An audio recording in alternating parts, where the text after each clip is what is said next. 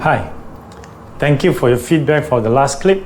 Whether it was a compliment or critique, it's still a good feedback. In the last clip, we looked at the risks arising from Section 17A. This round, let us look at your defense. We've talked about the risk of Section 17A. This round, let's talk about the possible defenses available when being prosecuted. To recap, under Section 17A, companies, directors, and the management team faces potential fine and imprisonment. As a defense, the company would have to prove that adequate procedures have been put in place.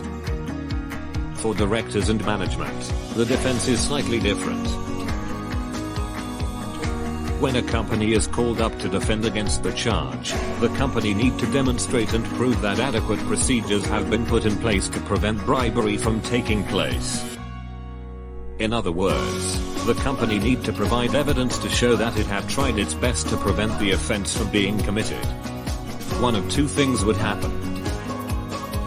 The court would either decide that the company indeed have adequate procedures in place and is acquitted of the charge, or the court rules that the company had not done enough to prevent bribery from taking place. This would lead to the company being fined with at least $1 million. For directors and management, they would have to prove that the offense was done without consent or connivance.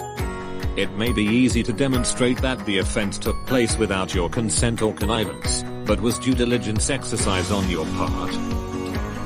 If you cannot demonstrate that due diligence was exercised, unfortunately, you would potentially be liable to jail time. To conclude, a company's only defense against Section 17A is to prove that adequate procedures have been put in place. For directors and management, they would have to prove that the offense was done without consent and due diligence was exercised.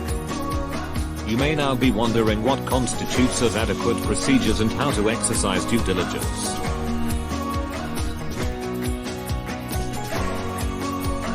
Until next time.